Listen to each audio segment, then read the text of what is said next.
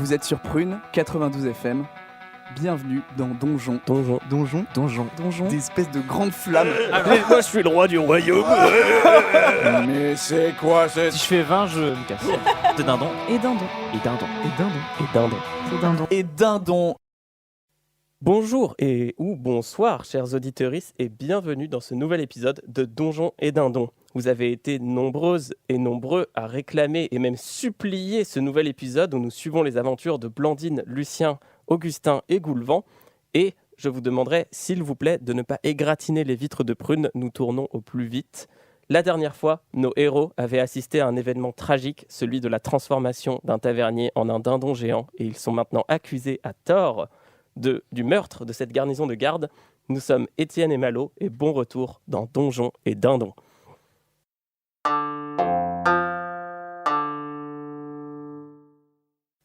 Je trouve ce jugement absolument insupportable. Ce n'est pas du tout les procédures, enfin. Vous êtes en train de déclamer à mort 4 pauvres personnes qui sont en train de se rejeter la faute. Vous savez, monsieur le juge, vous savez que ils doivent avoir un choix. Un choix entre payer la caution qu'ils doivent pour le paiement de ces gardes et ces morts, ou un moyen de prouver leur innocence. L'amende pour le meurtre d'un garde s'élève à plus de 2000 pièces d'or. 2000 pièces d'or fois 6 gardes, ça fait donc 12 000 pièces d'or. Je doute qu'aucun de ces passants, malchanceux selon vous, ait la capacité financière de répondre tout de suite à une amende de 12 000 pièces d'or. Mais il y a le droit également d'avoir un petit temps pour réunir cette somme, je me trompe ? Vous voyez que le juge a l'air assez énervé, assez agacé de la remarque. Effectivement, normalement, il y a un temps, mais pourquoi le leur accorderions-nous ? Après tout, nous sommes quasi sûrs que... Ce sont des procédures express que vous mettez en place. Déjà, vous ne leur fournissez aucune information, aucun personnel pour les aider. Alors, accordez-leur au moins un petit temps. Très bien. Eh bien, dans ce cas-là, nous leur accordons 1 mois pour réunir 12 000 pièces d'or, à moins qu'ils réussissent à prouver qu'effectivement un dindon aurait effectivement réduit en cendres 6 gardes de l'Ardente. Le jugement est fini. Vous pouvez y aller. Donc là, vous voyez que les salles se vident. Vous vous dirigez vers l'extérieur. Est-ce que, ayant un passé elfique, est-ce que je reconnais la personne qui s'est levée dans le public ou pas ? Tu peux faire un jet d'investigation. Plus de nature. De nature, je dirais, okay. Ouais. Okay. 18. Tu connais pas la personne personnellement, mais par contre, ce que tu sais, c'est que au vu de l'aura et au vu de ce qu'elle dégageait, ça te fait penser à des druides, mais assez puissants. D'accord, ok. Voilà. Elle passe assez loin de vous puisque vous êtes escorté par les gardes en dehors du palais de justice de l'Ardente. Et comme je l'ai dit, Augustin et Blandine, c'est une ville que vous connaissez pour y avoir passé quelques années. Et donc vous êtes en dehors du palais de justice, le soleil se lève, vous avez passé une nuit évidemment horrible. Et les gardes vous libèrent de vos fers et vous voyez passer à côté de vous les 5 ou 6 membres du jury et ils disparaissent dans la rue. Est-ce qu'on récupère nos armes ? Vous récupérez tout votre équipement. Eh bien, dans ce cas-là, je propose qu'on parte dans une autre ville avant qu'on nous demande de rembourser ces pièces d'or.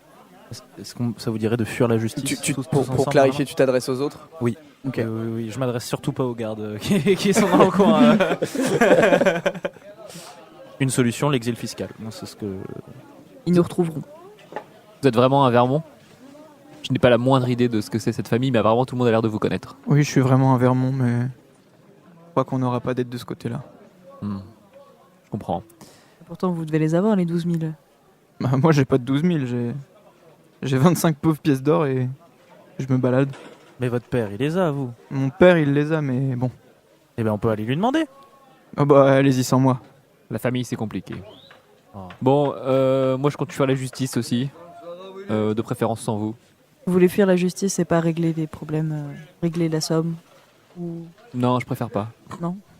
Non. Mais comment est-ce qu'on va prouver que c'est un serveur qui s'est transformé en dindon et qui a tué Enfin, d'abord en dindon géant, puis en dindon normal, et que cette transformation ait pour conséquence de tuer 5 gardes, C'est absolument impossible à prouver et on n'aura jamais 12 000 pièces d'or non plus. La À seule moins- solution, c'est de s'enfuir. ou de retrouver le dindon susnommé.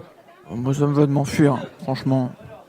Bah écoutez, je vais vous suivre, mais Oui, Blandine, on est un peu là-dedans à cause de vous aussi, parce que si vous aviez témoigné contre Goulvan, on n'en serait pas là. Mais ça va, oui, vous? Je suis désolé, il fallait que quelqu'un prenne pour nous trois, pour nous quatre. Et ça pouvait pas être le Vermont, il Mais c'est risque vous rien. qui avez parlé aux gardes. Ah. En tout cas, je suis innocent dans cette histoire. Oui, on sait. Bon bah on part au sud. On part au sud. on part. Mais je vais pas partir avec vous. Je ne vous connais pas, je n'ai pas la moindre envie de faire. Oui, sauf que s'il y en a un qui se fait attraper, comment savoir qu'il va pas dénoncer les autres? Et ils vous disent comment ça dénoncer les autres. Mais parce que la Si justice on est pas attend derrière ensemble, Ils nous. vont pas savoir où est-ce qu'on.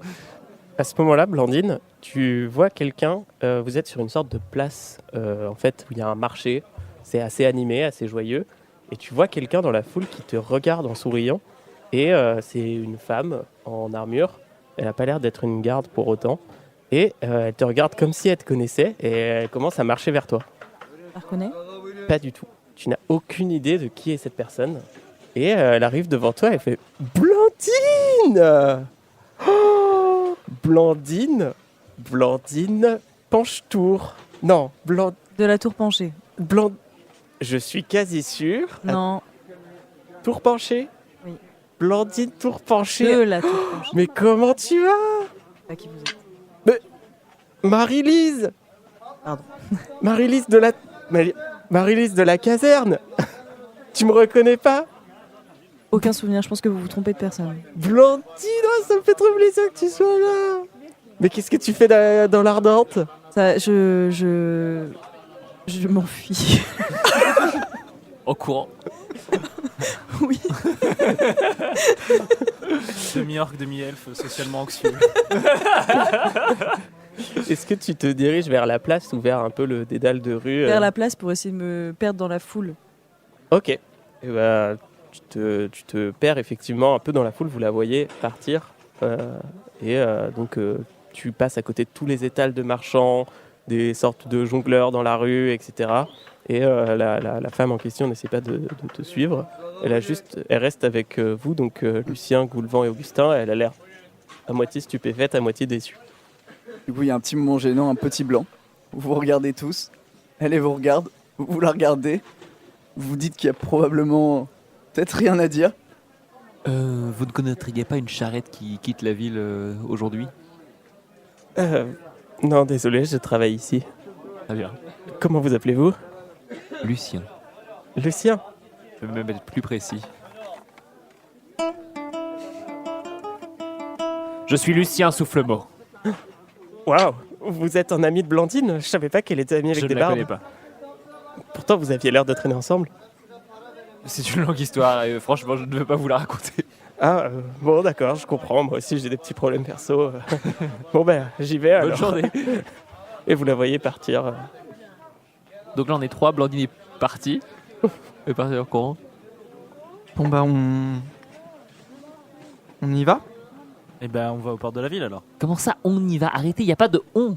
Oui bah d'accord, bah ça y est, j'ai été bien gentil, là j'ai dit le gnome aussi, hein. Je l'ai dit, hein, dans la prison.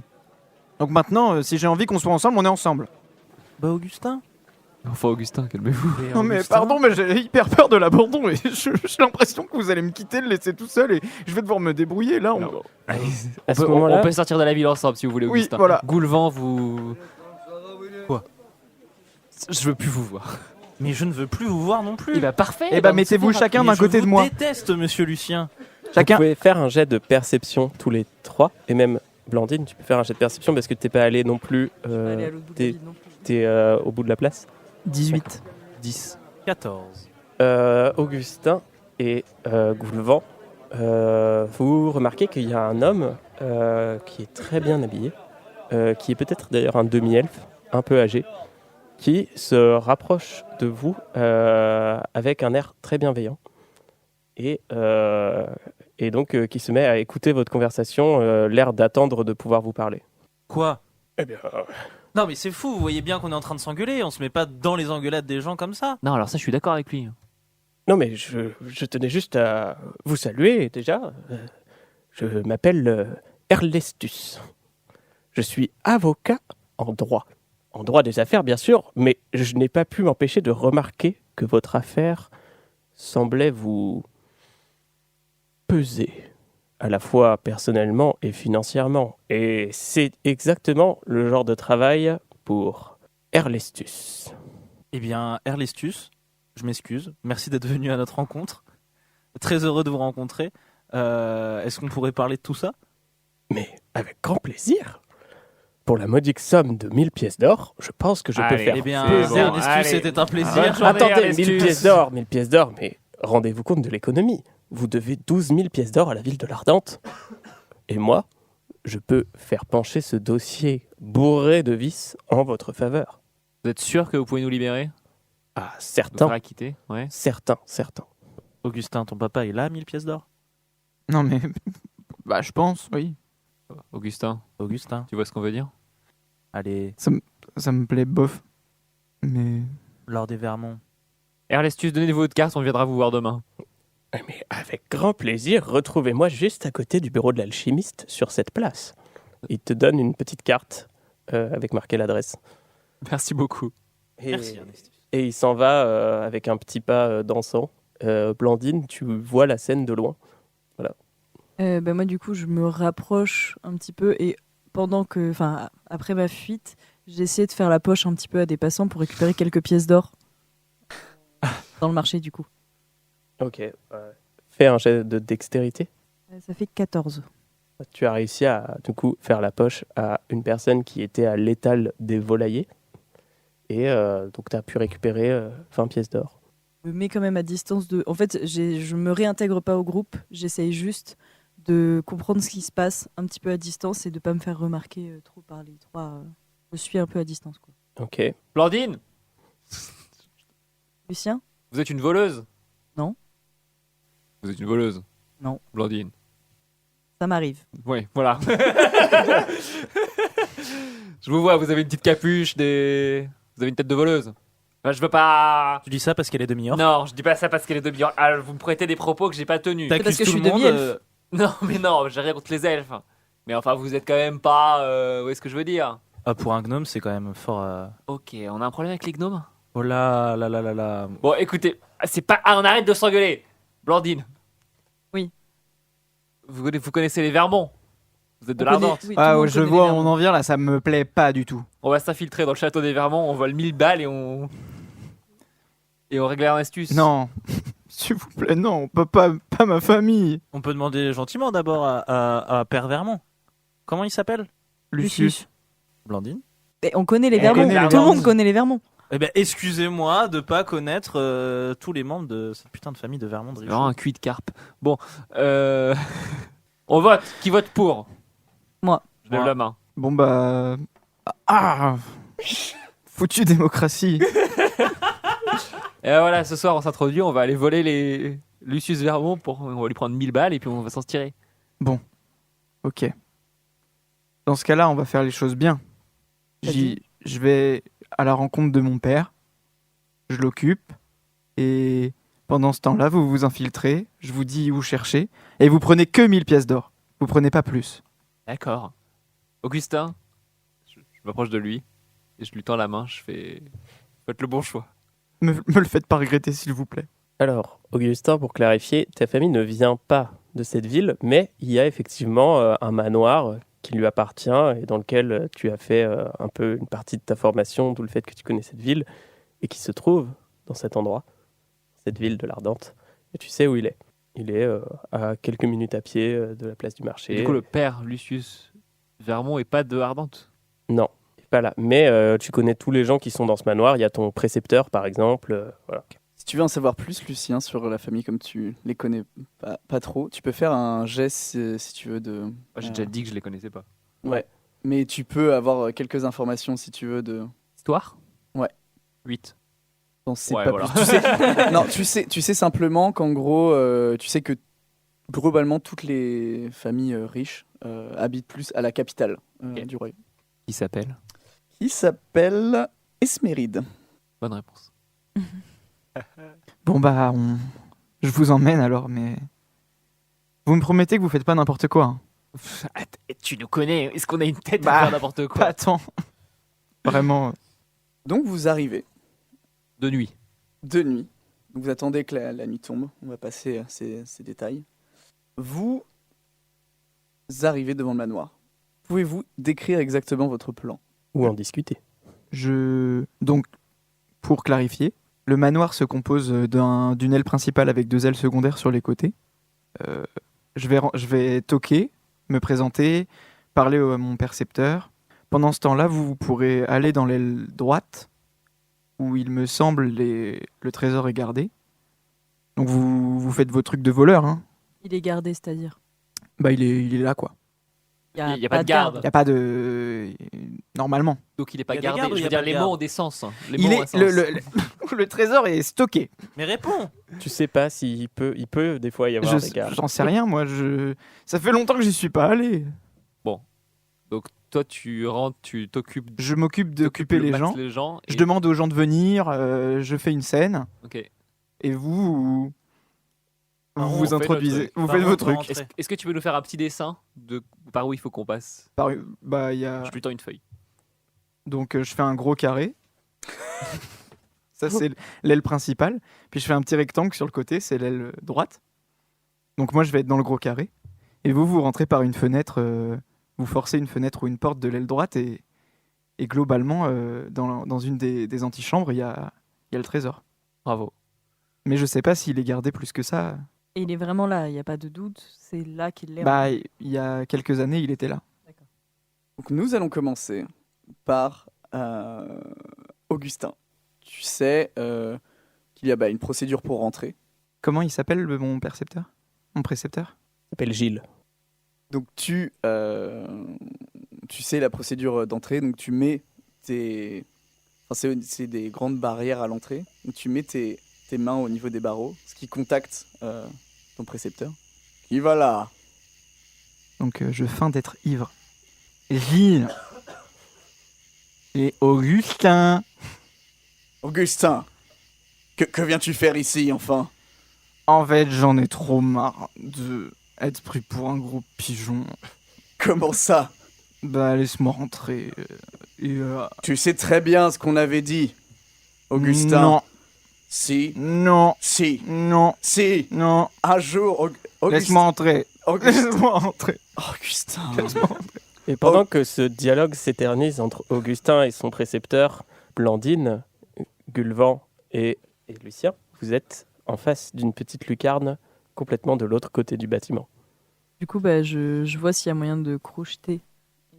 J'utilise mes outils. pour, Blandine, t'es une ouvrir. voleuse, fais des trucs de voleuse. Vas-y, Non. fais un jet d'escamotage, difficulté 12. 12. Ça fait 12?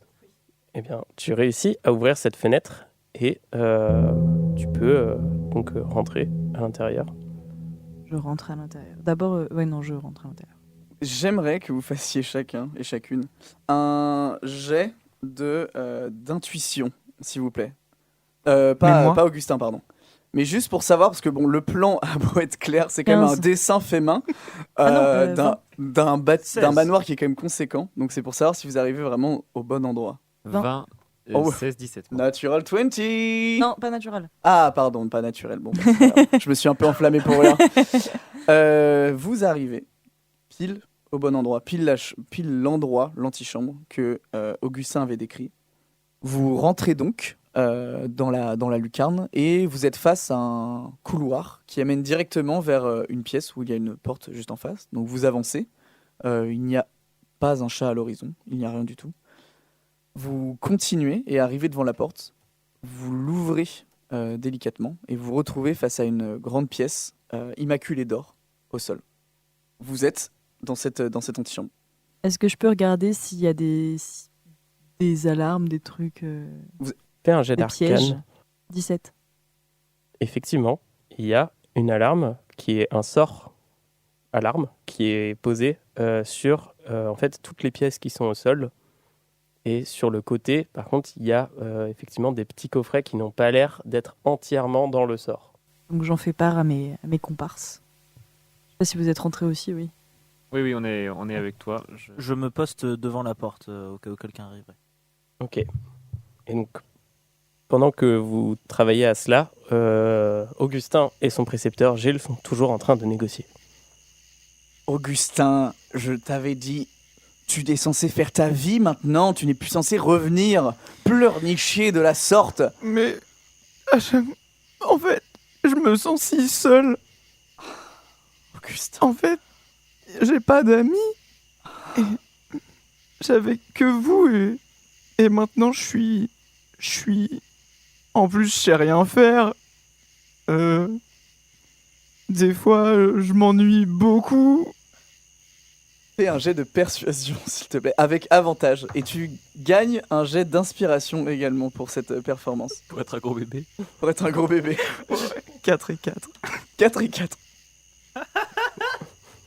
Augustin, si tu continues encore une fois, tu sais qui j'appelle. Oh non, Si, oh non, si, je vais appeler Gribouille. non.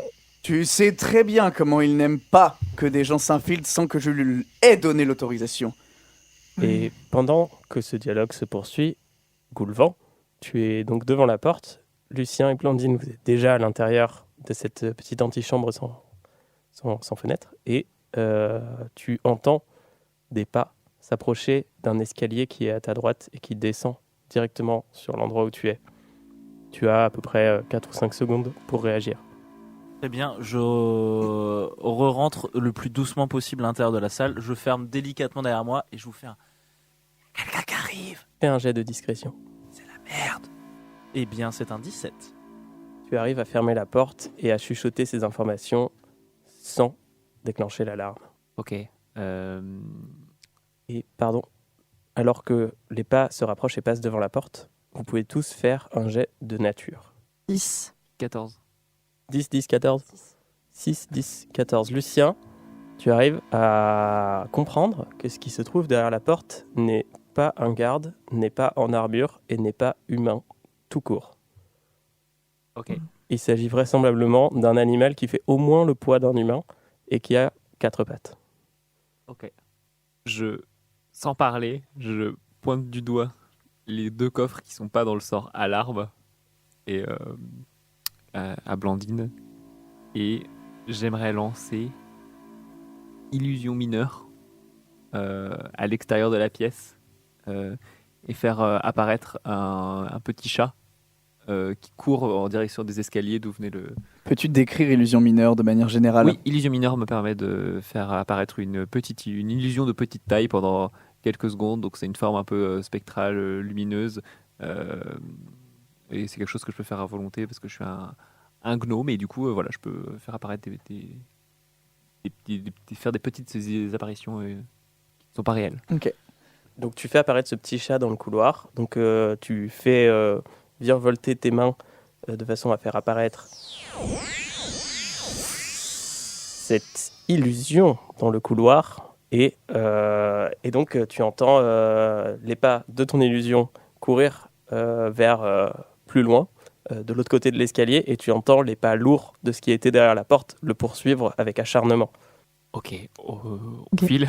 Ouais. T'as ramassé. La taille des coffres, c'est quoi? C'est des petits coffrets ou c'est C'est plutôt... plutôt des petits coffrets. Ok, donc on peut Il y les en a prendre deux. comme ça. Il y a 2 petits coffrets. Ouais, vous pouvez les Ok, prendre donc comme ça. je les mets dans mon sac et on part par là où on est venu. Ok. Je descends en première et je regarde s'il n'y a pas quelque chose à l'extérieur. Enfin, j'essaye de descendre discrètement et de regarder s'il n'y a pas quelqu'un à l'extérieur qui nous attendrait. En sortant de l'antichambre, du coup, tu es dans le couloir que gardait Gulvan. Et à ta droite, il y avait l'escalier. Et à ta gauche, il y a ce couloir qui s'étend. Donc, si quelqu'un arrive du bout du couloir, tu seras immédiatement vu. Mais tu ne pourras pas forcément l'entendre arriver. Tu as juste à le traverser pendant 2-3 secondes, le temps d'arriver à la fenêtre. Ok. Je tente. Ok. On va faire Complètement. un jet de destin. Que ça ne demande pas de compétences particulières. C'est vraiment juste la chance. 20, natural 20. Non, c'est Oh. eux qui font un jeu, je crois. C'est à moi de le jeter, mais... Non, je pensais. Ah, Eh t'as ben, gâché je fais un 20 pour rien. Un 20 pour rien. Mais dans tous les cas, tu passes Ok, et ok. il ne se passe rien. Rien n'arrive dans ce couloir. Il reste Culvan et Lucien qui sont à l'intérieur de cette pièce. Bah moi, j'emboîte le pas à Blandine. Ok, pareil, tu arrives à passer, il n'y a aucun Et problème. je fais un petit, en arrivant en bas, je fais un petit pouce en l'air à Blandine. Je la regarde genre, bien joué. Moi, je l'ai pas vu. Parce qu'il est en bas. Eh bien, écoutez, je tente ma chance à mon tour et je me précipite à la sortie. Ok. Et putain, mais- qui est surpris en fait? Qui est surpris? Pas une seconde. Avec un 3 en jet de destin, je pense que les dieux ne t'ont pas favorisé. Et au moment où tu sors la tête, tu regardes à gauche, puis à droite, puis à gauche, puis à droite. Tu passes et en fait à gauche, une sorte d'immense félin apparaît au bout du couloir. Et tu vois ces deux petits yeux dans la nuit qui reflètent la lumière de la lune et qui la reflètent directement vers toi. Et c'est sur cette action que nous allons finir ce deuxième épisode de Donjons et Dindons. Nous vous remercions de votre écoute. Merci, portez-vous bien et à dans 2 semaines pour la suite À de dans ces 2 aventures. semaines. À dans 2 semaines. Dans 2 semaines.